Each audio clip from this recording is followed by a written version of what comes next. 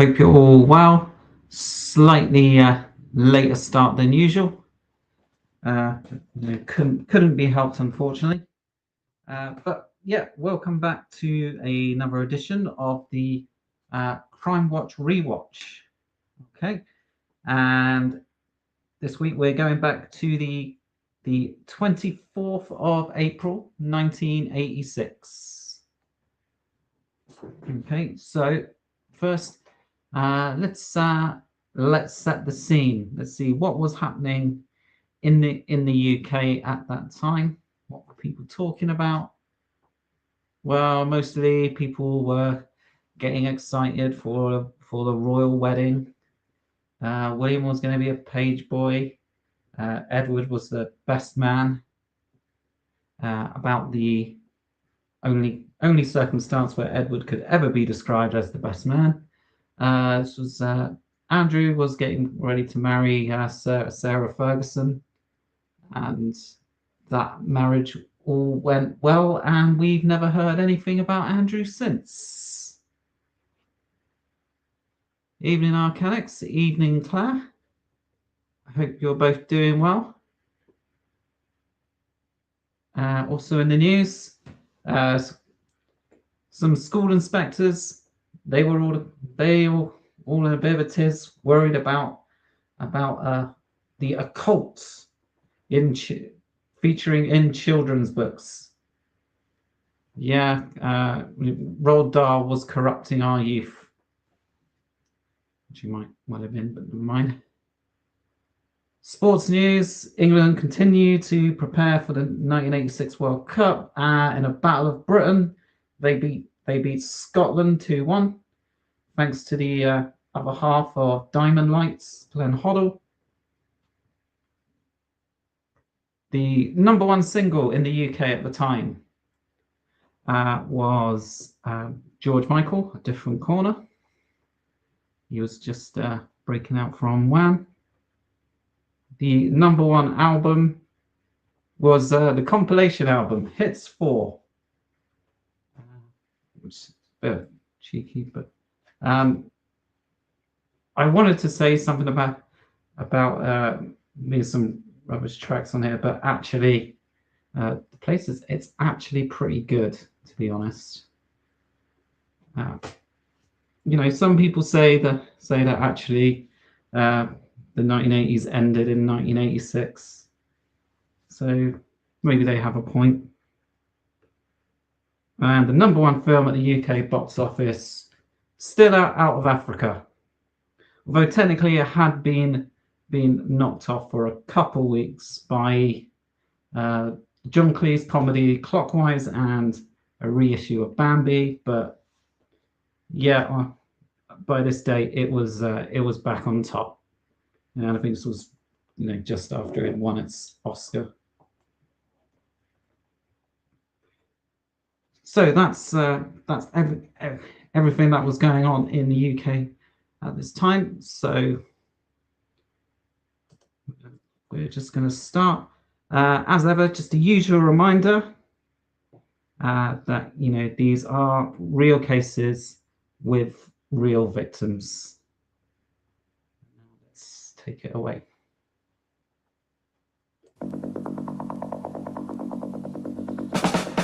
And as ever, let me know that the audio is coming through. Is it still on there?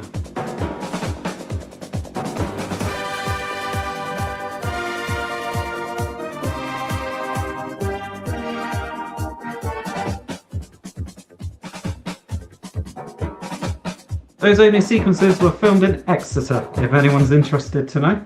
You join us tonight, as always, live, as police from right across the nation are linking together in a determined and unprecedented operation to find the murderers of 17 children. Behind me, detectives and BBC researchers are waiting for your call, 01811 8055. Do stay with us and see if you can help. Later in the programme, we'll be going live to the incident room in Edinburgh, where police will announce new evidence on the deaths of 11-year-old Susan Maxwell and 5-year-old Caroline Hogg. First, though, the latest news on progress since last month's Crimewatch. We showed you last month a reconstruction of... Before they get on, I'd like to point out that this evening Sue Cook is sporting the Coventry City 1990 away kit. The murder at a supermarket in Putney in South London.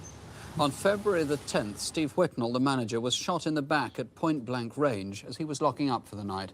The programme prompted over 200 calls with information, and one anonymous caller supplied police with specific details, including a name and address. Now, that confirmed an existing line of inquiry. 2 days later, a 24-year-old man from Notting Hill in London was arrested. Stanley Braithwaite. He's been charged with murder, and since then, police have made 2 further arrests. All 3 will appear in court. Which sounds a made-up name. Next, the case of Avril Dunn, who was murdered last September after spending the evening at her local pub. Up the Sky Blues. Luton police have had to increase the number of detectives working on the case so they can follow up new information from over... That's him. Right there. That's the killer, Duncan Jackson. 100 calls, but no definite leads yet. As for last month's Aladdin's Cave, well, as a result of your calls, police have so far traced the owners of £24,000 worth of stolen property. For example, this emerald and diamond pin was recognised by a viewer in Exeter, also claimed a ring and these 2 enamel boxes.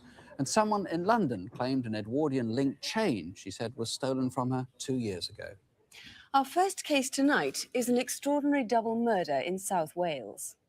Just before Christmas, a wealthy farmer, Richard Thomas, and his sister Helen, both in their 50s, were found dead in their blazing house near Milford Haven. Viewers in Wales will probably remember the first reports in the news.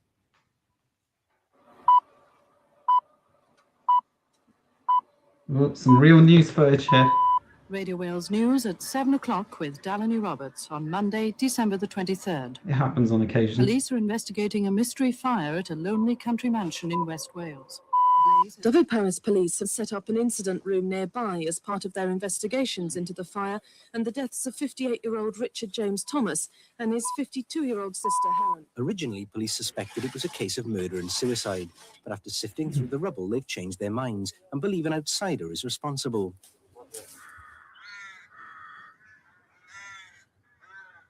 Four months later, the ruin of Scoveston Park has given police few clues to go on.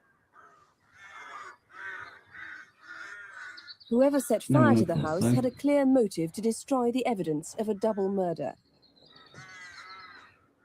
The precise motive for the murder, however, is still a mystery which only the lives of the victims might possibly explain.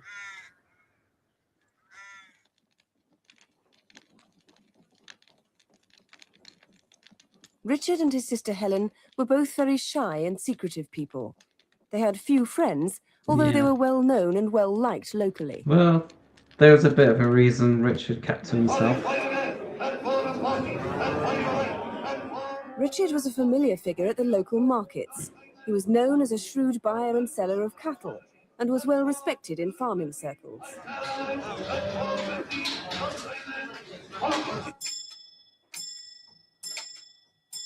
His sister Helen had spent much of her life caring for her aging mother. Devoutly religious, she used to translate books into Braille. Sorry. Scoveston Park had been the family home Can everyone since hear the 20s. hero all right? I pressed Helen something. and Richard were brought up there. Richard's ambition had been to be a scientist, but when his father died, he felt obliged to go into farming. Although between them they owned over 600 acres of land and 5 farms, Richard was almost miserly about spending money, and the estate was run down and badly in need of repair. Even his car was on the point of collapse. Oh yeah, that's all right, Lemon. But there was another side to Richard which has emerged since his death. Police now know he frequently visited the local Palace cinema in Haverfordwest, particularly when late-night X-rated films were being shown. 2 tickets, please. £2, please. Yeah. Thank you. Never really got. Thank you very much. Is that better? We also know that on the last 2 occasions, Richard met a fat, bearded man and sat with him throughout the film. No one knows who that man was. Fat beardy man. It's the morning of the last Sunday before Christmas. Yeah, sorry, Two loggers were working in the grounds of Scoveston Park. I accidentally Richard pressed spoke to them something at on about here. In that. 9:30. David, I'm a bit worried about an elm that's dead. I wonder if you could have a look at it. While Richard worked on the farm, Helen was at church in Stainton, a mile away. She always went to morning service, and friends say she seemed her usual self that day.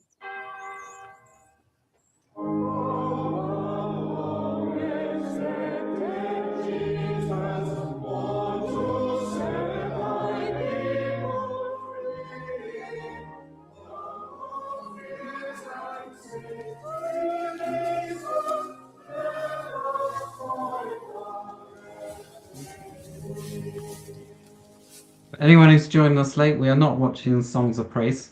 Richard and Helen always had their lunch at exactly 12:30.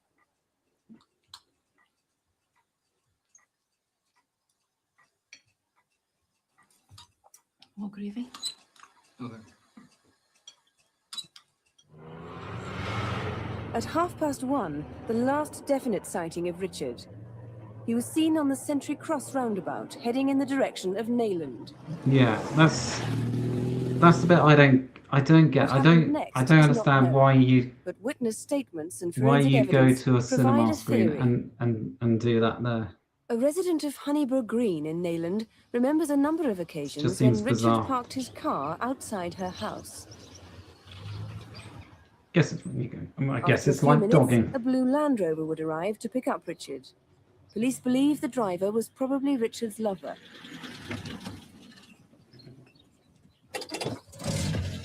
We don't know this happened on that day, but forensic evidence has revealed that Richard did have sex with another man that afternoon.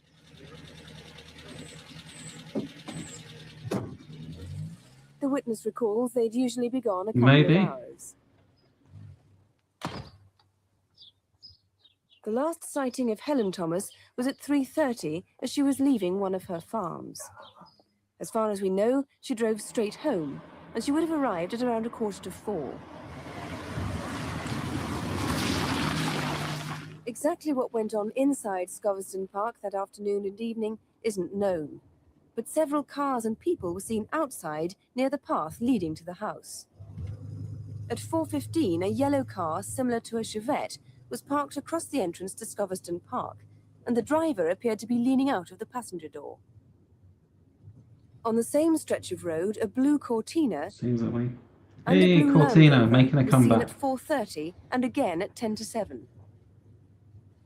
And at 5:30, a bearded man was seen staring intently at Scoveston.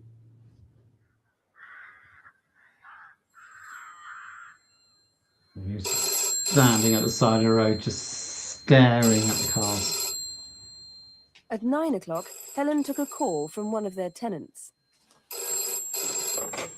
5642, hello. Hello, Helen.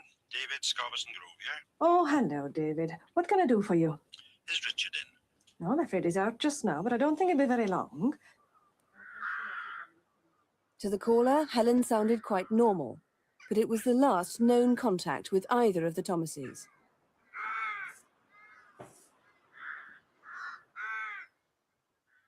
Within an hour, Helen was dead. She was shot, probably in her bedroom, and it was in that room at about 10 o'clock that the fire was started.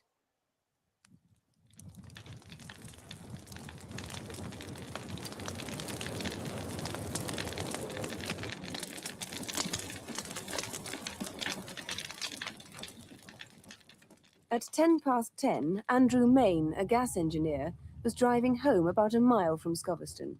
Andrew As he Main, drove, the a gas Land Rover engineer. came towards him at speed and on the wrong side of the road.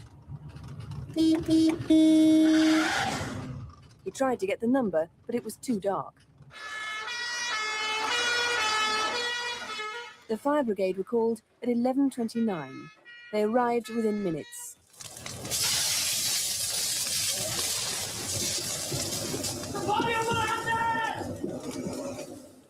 The body was Richard Thomas. He died of shotgun wounds to the stomach and the head.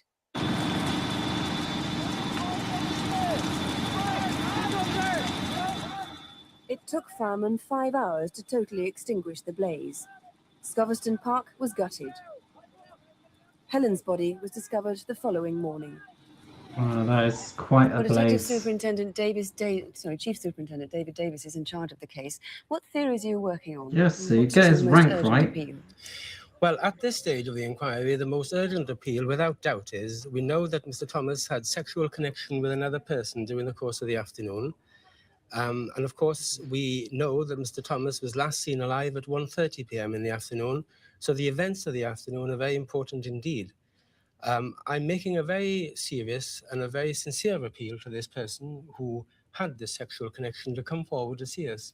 It doesn't matter what walk of life he might belong to or whatever, but we are very anxious to see him.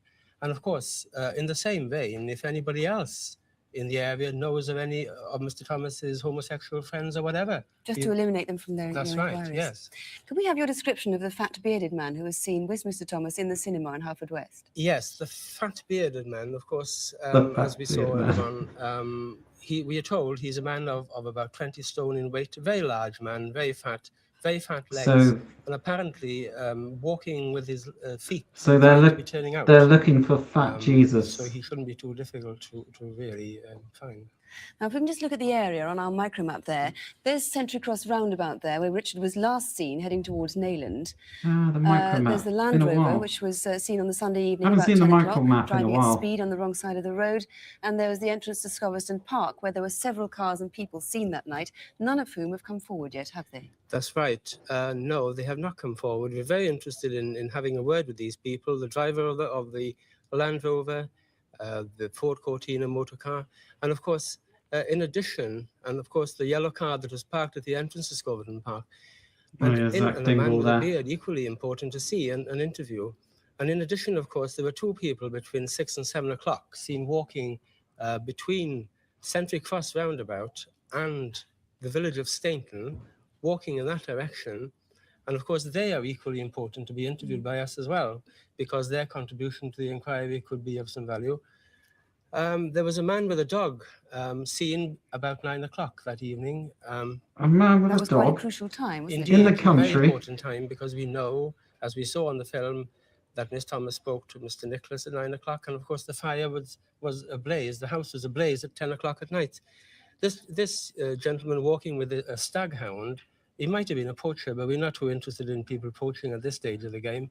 We'd like to see him, and we are asking him to come and see us. Again, an absolute Coaching. confidence. Absolutely. Do you think anybody else could have seen Richard driving his old Red Rover sometime after 1:30, after the sighting on the red Sentry Cross roundabout? Well, indeed. I'm very happy with the sighting at 1:30. He was driving along the road at that time, but indeed there are many gaps, a complete gap in his case, of course, after that time. And we are asking for sightings. If anyone has seen that car at any place, anywhere during the course of the afternoon, and indeed above that as well, if they've remember seeing the car anywhere else, even before that day, we're equally anxious to speak to them. Right, Mr. Davis, thank you very much indeed. There is incidentally a very large reward for any information that could lead to some information that can help the police. It's £25,000. Now, if anything has jogged your memory and all that, remember it was the Sunday just 3 days before Christmas. Please do ring us here in the studio. The number, as always, 01811 8055, or direct to police in Haverfordwest. That's 0437 3355. 0437, the West. code for Haverfordwest, 3355. Let's see. It's Haverford West, isn't it? It's not Harford West. Oh well. So yeah, so that's the murder of the Richard Thomas, who may or may not have been having a secret homosexual relationship with Fat Jesus and his sister Helen. Both died in a blaze after being hit with a shotgun first. This story is it's a solved one. Okay, so they were murdered by Mr. John Cooper, who was actually convicted of 4 murders in total. So as well as Richard and Helen Thomas, he was also convicted for the murders of Peter and Gwenda Dixon in 1989, along with other offences of sexual assault. So he was convicted in May 2011, and this was after his cold case had been reopened in 2006, and they were able to use new DNA forensic evidence, which was able to link him to all four of the murders. And John Cooper, he is sometimes known as the Bullseye Killer, because this is John Cooper here. Yeah, because, well, obviously he was on an episode of Bullseye, and actually this episode was recorded not long after he'd murdered Peter and Gwenda Dixon. Okay, so obviously he was given 4 life sentences, although he did appeal it back in 2023, but looks like that appeal failed. But his case was made into a 3-part ITV drama. Excuse me, which was released back in 2021.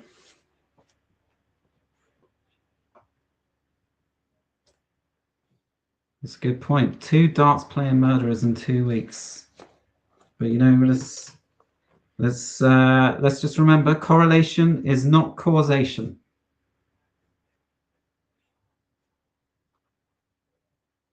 Okay, so let's move on. I think it's going to the... Now to this month's Incident Desk. Yes, Police need Incident Desk. information on a murder in East London, a rape in Essex, and the theft of a rare and historic diamond in the West Country. Here are Superintendent David Hatcher and Constable Helen Phelps. Oh. First on Incident Desk, a rape in Basildon in Essex.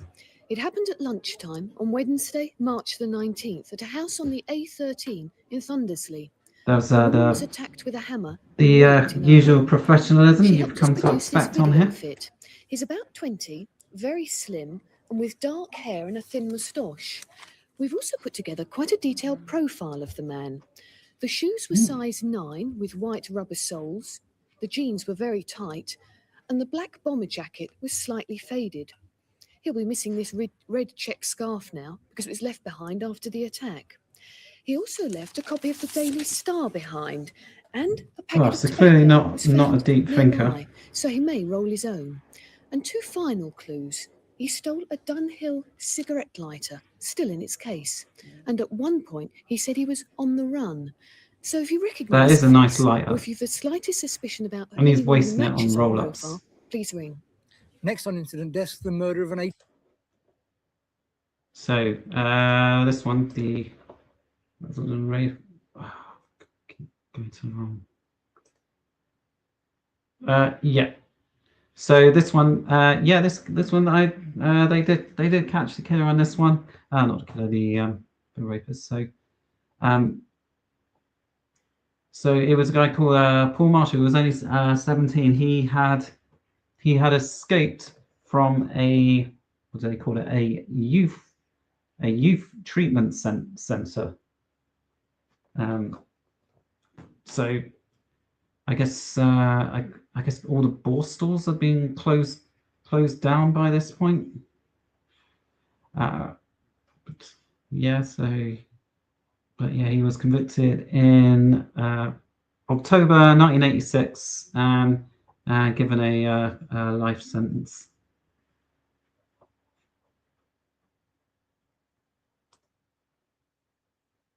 Year-old pensioner Frederick Edwards.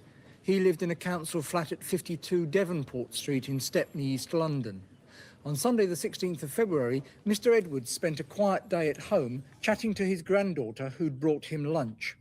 She left him in good spirits at about 3 o'clock. But we believe that Mr. Edwards had a visitor between 5:45 and 6:30. Oh, She was between 35 and 40. Yeah, you may notice that the sound starts acting up around this bit. Yeah, that's the original file, I'm afraid. With straight brown hair cut in a bob. She may have I been think the it was a last problem person who with the spoke to on the Frederick broadcast. Edwards, and we'd like her or anyone who knows who she is to ring us tonight. Mr. Edwards was found battered to death in the flat next morning. And have you seen a blue safe deposit box like this? Mr. Edwards kept his savings in a similar one which was taken from his flat. It had £2,000 in it. If you found one, or if you think you know who called on Mr. Edwards that afternoon, remember it was Sunday the 16th of February, please ring us.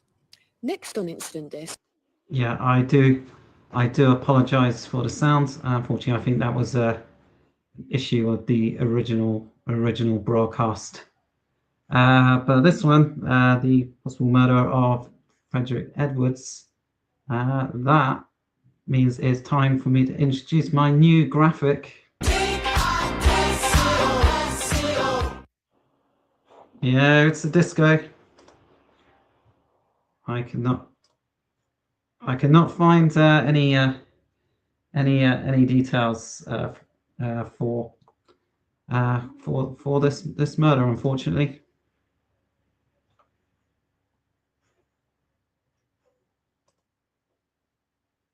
A robbery from a classic English country house. Orchard Wyndham in Willington, Somerset, has been the Wyndham family home for 5 centuries. On the night of April the 10th, Dr. Catherine Wyndham was alone in the house, and unusually, there were no guards. At about 2 a.m, 5 or 6 men broke in. They stole £60,000 worth of silver and jewellery and left Dr. Wyndham to escape from her bedroom window. Wow. She wasn't hurt, but is desperate to get the family's historic collection back. This William IV entree dish, of which 3 have been stolen, depicts the Wyndham crest on the handle. 3? Well, clearly you had too many anyway. And the Wyndham coat of arms on the front. This George III circular salver also depicts the Wyndham coat of arms. This is a 17th century clock with a false pendulum in which was set a rose-cut diamond with large facets, 1/2 inch by 3/8, and they stole the diamond. Pendulums are fake. There's the diamond, a beautiful oval, rose cut. If any dealer has been offered that, or the silver, and remember, that's marked with either the crest or the coat of arms, then please ring us. And take a look at this green Ford Taunus. It was probably used by the gang, but although we've got the car and the registration number, we still don't know who it belongs to now. It's an unusual number, starting with a Q. So if you know where it came from, please ring us. Police in London are looking... Okay, so this one, the Wyndham House burglary. Afraid we're still up on the dance floor.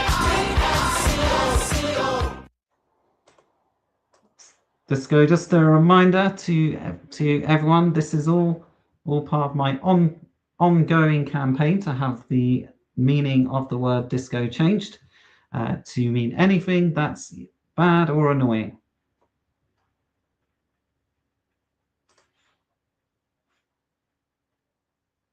For this man, he's made 2 frightening raids on the same branch of Barclays in Limehouse, East London. This was the first attack on the 16th of December last year. He held a customer at gunpoint and threatened to shoot her if his demands weren't met. That time he escaped with £1,700, but he was back at the same branch on the 4th of April and left us this startling picture. We want to find him before he uses the gun, so if you know him, please ring us now. And finally, something for the connoisseur. This... So the handsome, well, you know, it's a building society robbery, so you know what it is.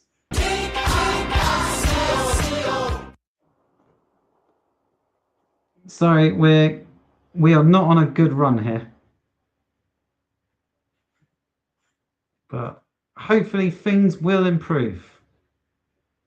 Will they? Well, Well, I'll let you The know. cigar box was designed by Stuart Devlin in 1974 to commemorate the centenary of Winston Churchill's birth. The sculpted frieze is gold on silver with scenes from Churchill's life. That's on 3 sides. On the 4th is an extract from the "We Shall Fight on the Beaches" speech. There are only 50 made, and they're now valued at £5,000. One was stolen in a burglary in West London over the Easter weekend. We've borrowed this from another collector. And there's no doubt if one of these turned up in an antique market, or if you were offered one, you'd certainly notice it. Give us a call if you can help with this or any other of tonight's incident desk cases. And if you can provide any possible new lead, no matter how small it may seem, please do ring us on 01 811 8055. That's 01 811 8055. Okay, so the last case, the case of the Churchill cigar box. It should be, but I am defiantly not gonna call it a disco, because you know my dancing feet are getting sore. So what I did was I looked for it, and I did find this little further follow up on it. It seems like the guy who owned it had been hiding his all his valuables in the toilet of his office, thinking that would fool all the thieves. And yeah, then he went on holiday and he came back and found they had all been stolen. So whether he ever got them back, I'm not sure. I'm not sure, but yeah, I'm defiantly not bring up Disco Stew again.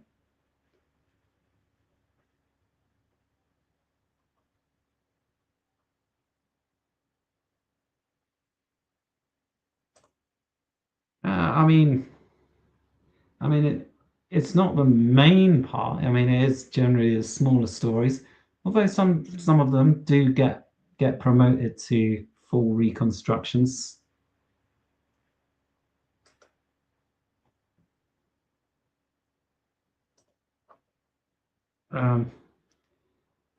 These next 10 minutes of us,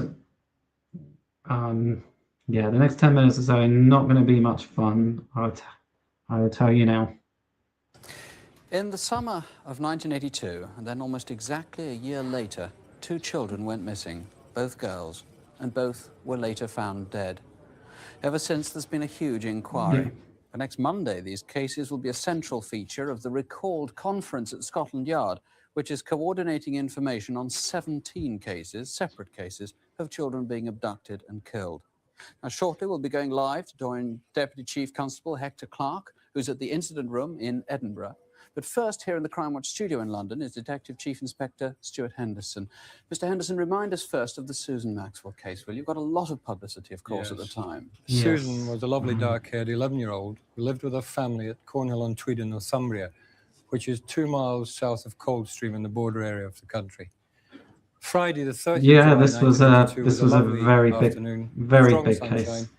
And Susan decided to play tennis in Coldstream. Now we've a film of the events of that afternoon.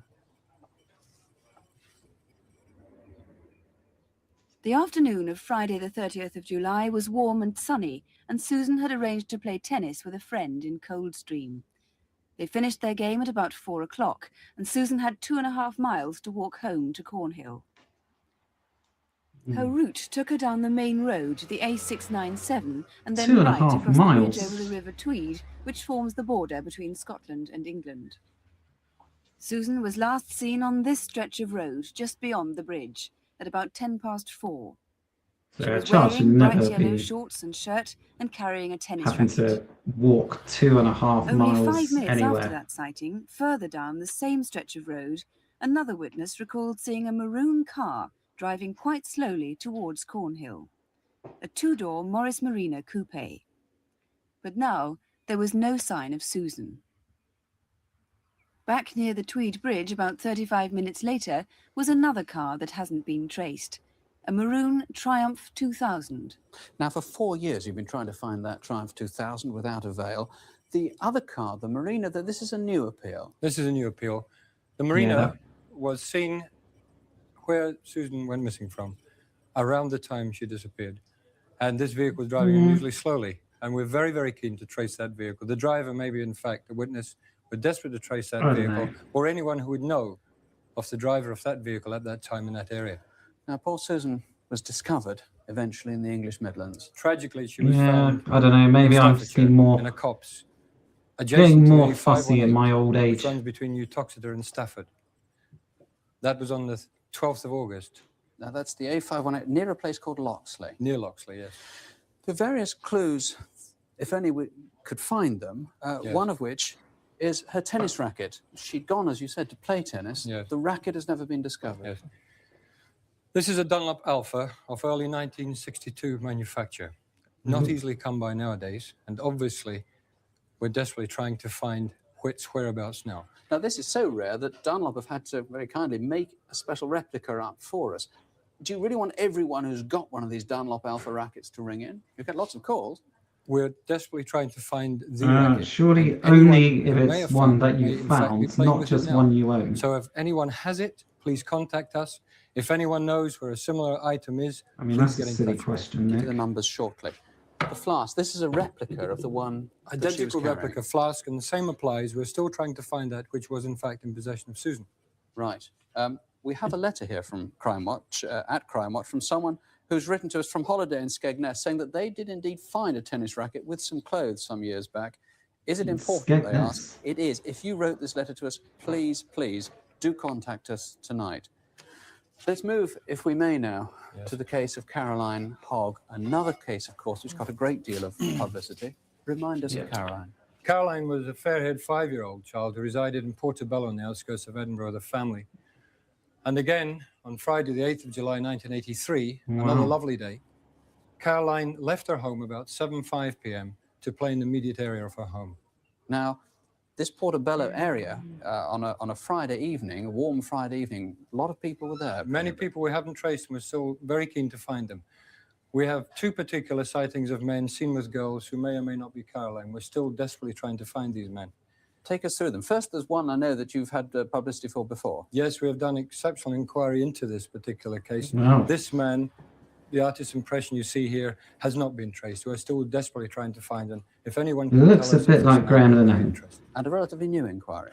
Yes, there is a sighting in Bath Street, again, of a man with a child. It may be a father and daughter. This we don't know. We're desperately trying to find this gentleman or Okay, anyone who may know him. That If looks like anyone Jarvis can Cocker on the describe right. this man to us, or can in fact identify him.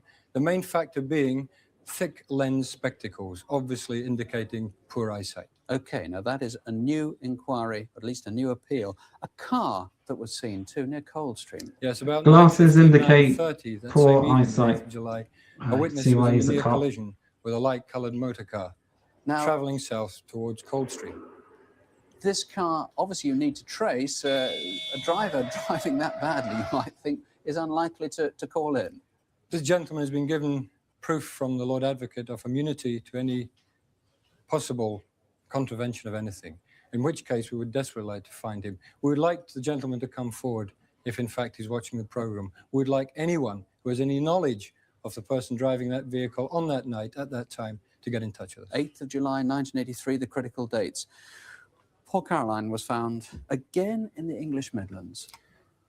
Some 300 miles Yep. from the abduction point, Caroline was found in a lay-by adjacent to the A444 in Leicestershire, on the junction road between Twycross and Twycross Zoo. Now, she hadn't lain there all the time since the date of her abduction. So there's 2 or 3 days Clearly. she might have been seen with somebody. She might have been... The suggestions from our inquiries would indicate that she may have been other than there between, say, the 9th and 10th of July. Right. So if anyone has any knowledge of that or sightings, we're obviously interested. Her clothes have never been recovered. Do you think These so? are replicas. Just Do you quickly explain them. do you really think she could This have is been party somewhere dress else of a before 5-year-old then? child, as you see here. She was wearing that evening when abducted. We have not recovered it. It may be lying in a field. Someone may have seen it and left it. It may be, in fact, in someone's house. The Right. person that took it may, in fact, still have it. We're desperately trying to find it. And the shoes similarly? The shoes apply in the like case. We have not recovered them. We're still looking for them. If anyone has any knowledge, we wish to trace them. Thank you very much indeed. Well, let's now go live to Edinburgh, to the incident room, and to the man who's in overall charge of this inquiry. He's the Deputy Chief Constable Hector Clark. Mr. Clark, good evening to you. Firstly, tell us what special appeal you're now trying to make tonight. Well, for 4 years now, we've carried out an intensive inquiry, and we have to admit that we're no nearer to finding out who killed or who abducted these 2 children. Really, what we do now seek is information from members of the public. Mr. Henderson has already given you some indication of that, but I would like any member of the public who has a suspicion about any person to let us know at once, whether or not they have access to one of the cars that your program has featured, or whether or not they fit the artist's impression that were also shown in the program. Now, you revealed quite a lot of new information tonight on these 2 cases. How convinced are you that these 2 cases are likely to be linked? Well, we've always said that there were similarities, but there are also differences. I suppose there's a fair chance that they are linked, but for More investigative processes, we've treated them jointly yet separately. We've always made sure that we've managed to retain our separate identity in each case. Now, I know, Mr. Clark, that somebody has written to you directly at Edinburgh, someone you're desperate to get in contact with again. Yes, we've had 2 letters, one in '83 and one in '84, from a lady, obviously the same writer, who was writing in the first instance from Dundee. In the second instance, she said she had moved to North Angus, which is in the area just north of Dundee. She indicated that on the afternoon that Caroline Hogg went missing, she met a man in Dundee. That man was going later that day to Edinburgh and thence to the Midlands. We're desperately anxious to trace Alice, or the writer of these letters. And also, we would like to hear from anyone who thinks they can tell us who Alice is. Mr. Clark? Oh, yeah. Good job preserving her anonymity there. You know, that's Alice, who lived in Dundee in 1983, but now lives in where is it, North Angus, and you know, please just call us. We'll protect your identity. Thank you very much Good indeed. job. The number direct to the incident room there in Edinburgh and to Mr. Clark, 031 311 3505. Remember, it's in confidence. 031 if you're outside Edinburgh, 311 3505. Of course, if you want, you can call us here in London to Mr. Henderson on 01 811 8055. 01 811 8055. Well, of course, the other case everyone would have read about this week, in which police urgently need help with, is the murder of 10-year-old Sarah Harper. Sarah disappeared from Morley near Leeds 4 weeks ago. Her body was found on Saturday on a stretch of the River Trent at Wilford near Nottingham. And in charge of the investigation is Detective Superintendent John Stainthorpe. Do you feel at all that Sarah's death is linked to any of the other cases? Certainly, there is no evidence to suggest they are linked, although, of course, we are keeping our options open in that direction. Now, Sarah's route, if we can look at our aerial photograph for a moment, Sarah's route to the corner shop, officially, as we can see from that photograph, was these along cases are Brunswick Place there, not being through the connected. little passageway to the shop in Peel Street there. That's about a 2-minute walk, and the same route coming back. You think, looking at that whoever killed her might have Morley connections? Yes, I do. It's a back street area of the town, and I feel the man may be going there in connection with his work, visiting relatives or friends. And I would ask anyone who has any suspicions about such a person, no matter how tenuous the link with Morley may be, to contact the police. Now, you've brought in with you clothes very similar to the ones that Sarah was wearing that day. You've not yet found the clothes or the loaf, indeed, that she bought. That's right. The loaf is very important because this type of bread is not marketed in the area where the body was found. The corduroy skirt and the blue anorak, together with the Clark shoes, are still missing. The only difference between these clothes and the clothes that Sarah was wearing is that those of Sarah's were very well worn. It's important that we find them very quickly. Well, let's hope somebody can help. You can ring Mr. Stainthorpe here in confidence now on 01 811 8055. Our last reconstruction this evening.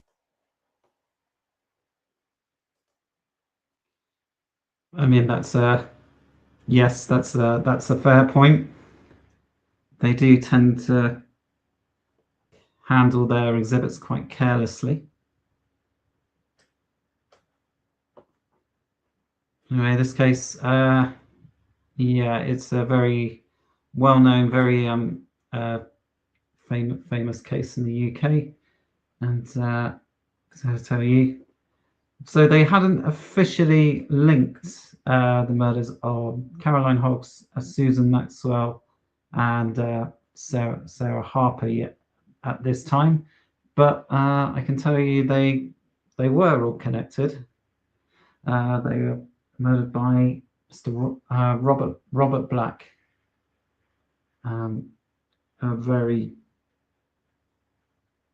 nasty piece of work, and as well as those three, he was also sentenced for the murder of Jennifer Cardy.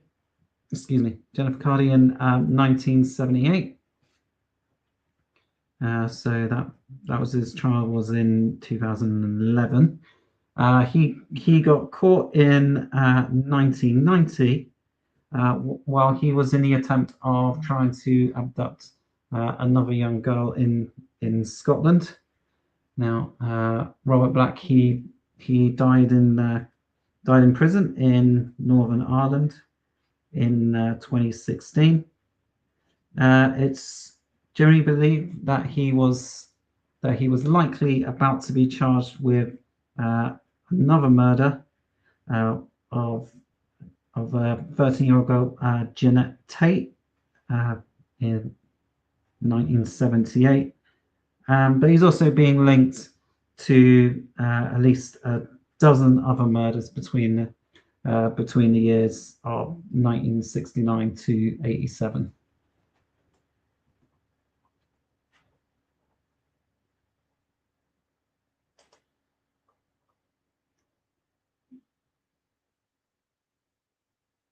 Evening is the shooting of a well-known Merseyside businessman. Peter Joannides, a Greek by origin, was shot by armed robbers who got away with £100,000 worth of cash and jewellery.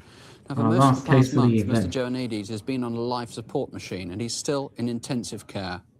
Our reconstruction begins a month ago in Southport.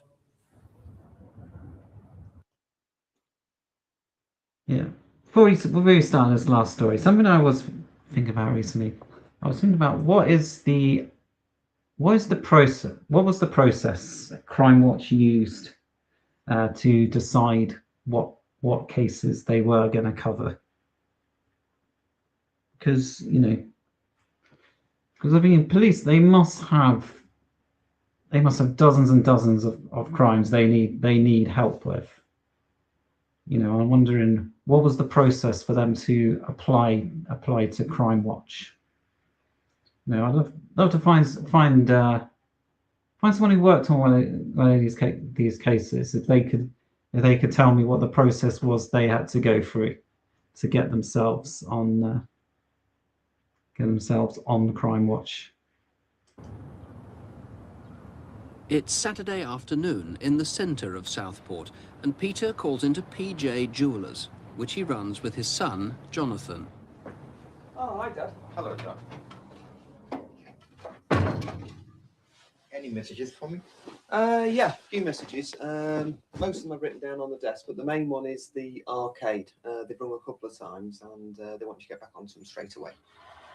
The arcade. Peter always drives to and from work. Well, is the Space Invaders machine not Tudor working? Road, on a new estate at Ainsdale, on the outskirts of the town.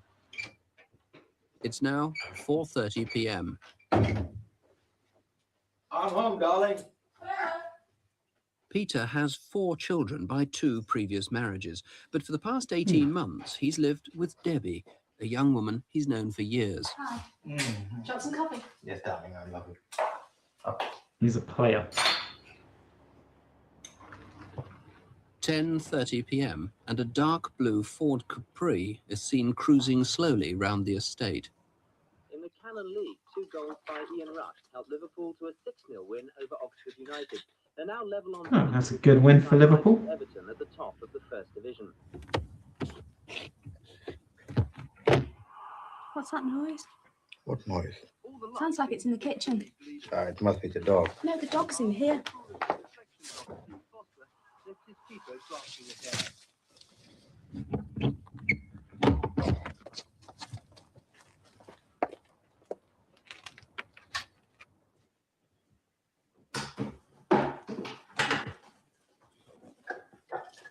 Did you leave the window open? Probably that was banging. Love, I'm going to make a couple more telephone calls.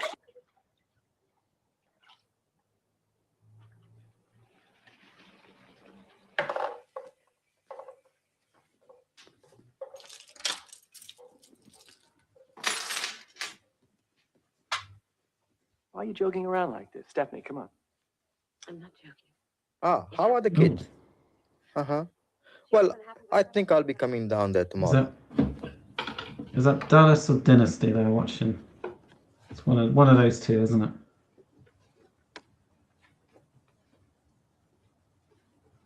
Okay, I'll be seeing you tomorrow then. Bye-bye. We weren't hurting anyone. It's just that everything started to go wrong. When we had the accident, I couldn't go back without you knowing. And then she wouldn't let me tell you because she didn't want it to destroy everything. You're Sabrina. Yes. You stood by that grave and you never told me. You never told me that my wife was lying in that coffin. What kind of game was it that you two girls were playing? Peter. My God!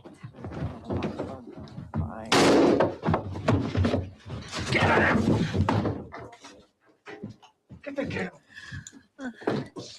Right, you. Get on the floor and lie down. Face down! Get your hands behind your back. Peter Joannides had been shot in the stomach. No, it could The be. bullet went through his spleen, then through his back. Come on. You got it. Where's the keys to the safe? Where's the keys to the safe? Downstairs. Downstairs? Where downstairs? Do you know where the safe is? Could be. I could probably go back, find the TV listings for that date, work it out. Yes. Do you think you could take me downstairs and show me where it is? Shut your face. Please. And where are they? He's okay. Where's the keys to the safe? Over there. Oh, Which one is it? Big one. match of the day. This? Don't look at me. Keep your head down. Right.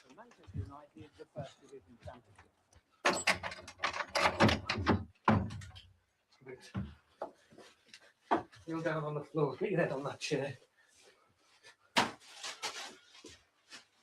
Don't look at me. Keep your head down.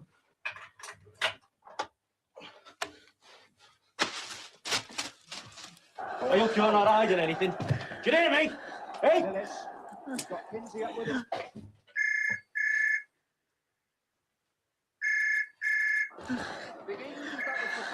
If I answer this, you better behave yourself, all right? Because I'll be listening. Hello. It's Debbie, yeah. No, Peter's out. Oh, and Nixon doesn't make it. Defender saves it. Whiteside goes in and committed a foul. Who was that? Sounds like it's a No, it's all right. Yeah. Man United against Is anybody Arsenal walking game. around? I don't know. Slag. What did he say? Do you want me to repeat what I said? No, I heard you. Right. You heard me, mate. We don't go around hurting women, okay? So if you keep on behaving like that, there won't be any more problems. No screaming, okay? Well, you know, at least he's got Get over there. some on her then. Lie at the side of that bed. No, tie them together. Put them together. Did you wipe over the safe? Yeah, of course I did. Yeah. Who's this? Come on, you will.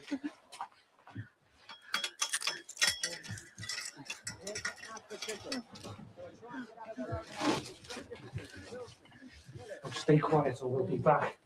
Chainsaw bike. 20 minutes. You've got a clock. No. Well, who's got a watch? It might seem like a long time. It'll soon go. Come on.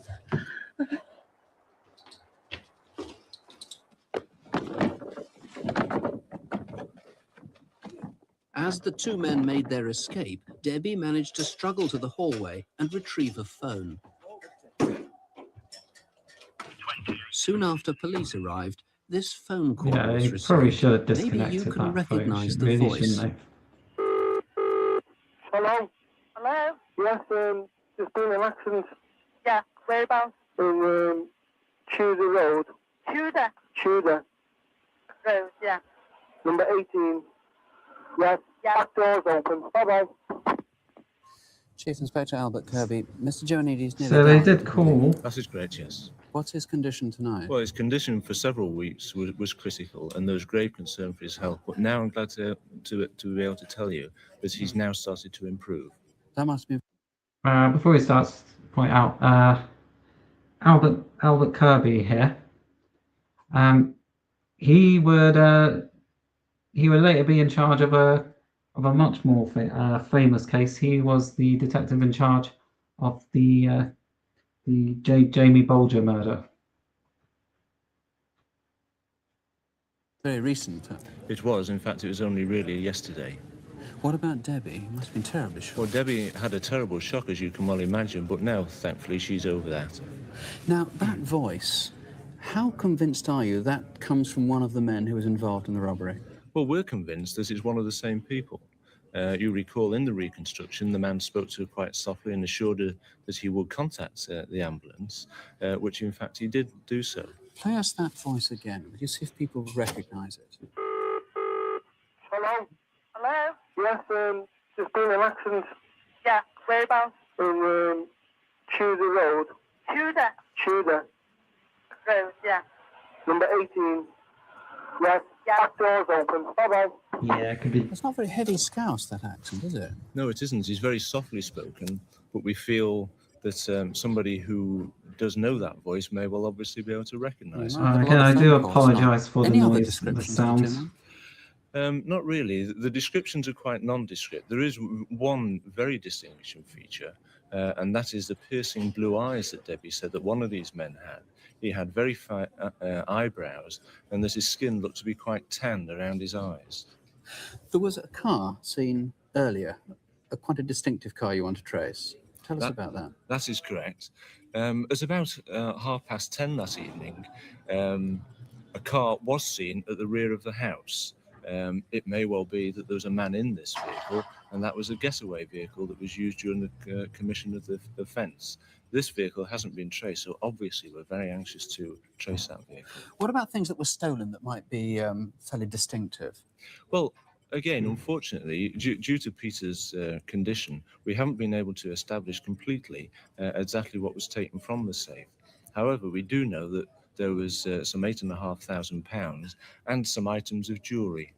One set of earrings there, and another set, again, fairly distinctive. People might be surprised the number of underworld people who've helped you with this inquiry. This is a very, very unpopular shooting among criminals in Merseyside. It is. We've had tremendous assistance might well from be a members reason of for the- that. But as you say, Nick, in particular, we have had this tremendous Spoilers. response from the underworld, from the type of people who you wouldn't generally expect to contact us with information. And I would appeal to any of these people, if they do have any information at all for us, if they would contact me, I will deal with that information in the same strict confidence that we've dealt with the information that we've received already during the course of this inquiry. Well, in fact, there's a very big reward. If you think you can help in any way, please do ring. The number here, 01811 8055, or you can call officers in Merseyside. The number there, 051 777 4977. 051 if you're outside Liverpool, 777 4977. And the lines are open here till midnight if you can help on any of them. Sorry for interrupting you there, Sue.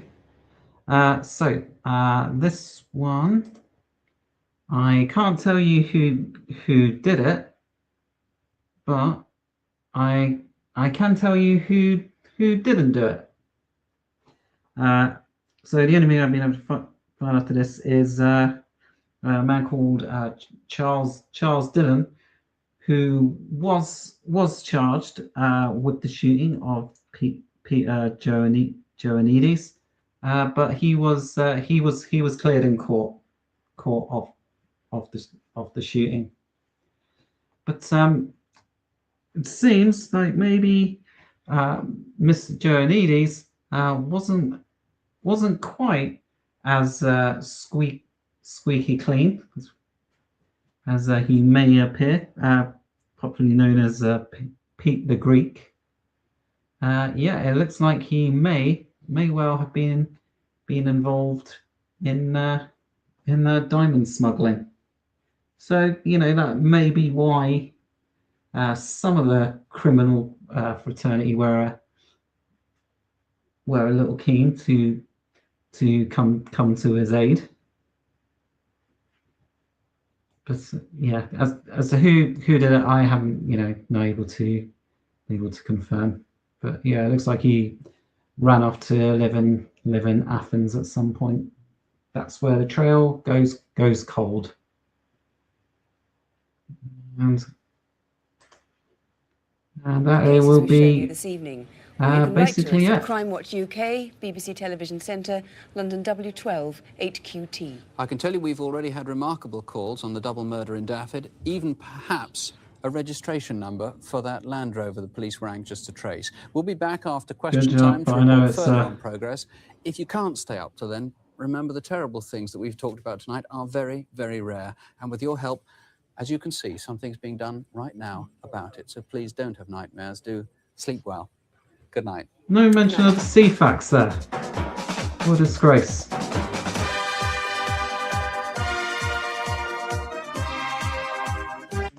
Okay. All right, so that's it for that particular episode, but we're not quite done. So we're going to see what was in the comments for this particular edition. So yeah, people quite amused, but that they were so blunt in their description of the fat bearded man.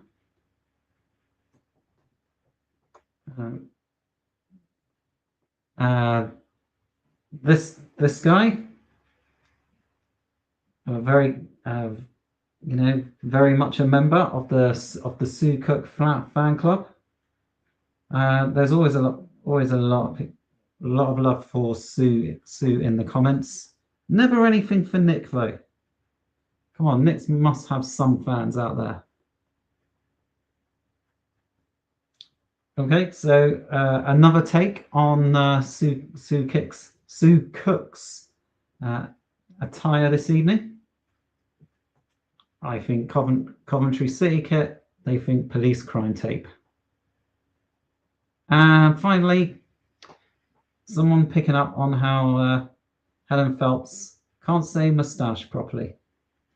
And yeah, once you notice it, it's hard to ignore. She says it like moustache. Finally, DCI Henderson, he upset the people of Staffordshire. So yes, be more careful with your words.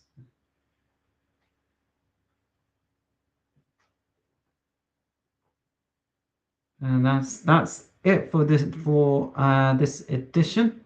Just a reminder I do have a Crimewatch blog. I'm still currently working back through uploading all the old information. So at the moment I've got all the episodes up to is it March 1985 up on there.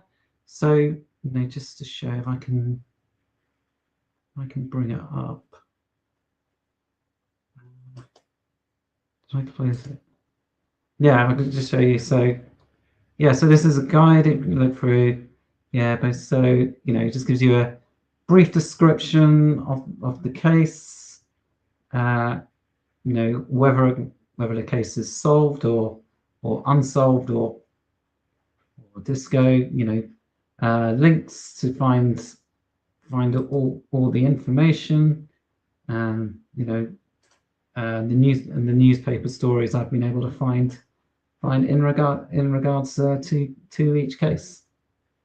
So that's at crimewatchuk.blogspot.com. The link should be in the description. Okay. Other than that, I won't be here next week, but hopefully I should have another new video coming out.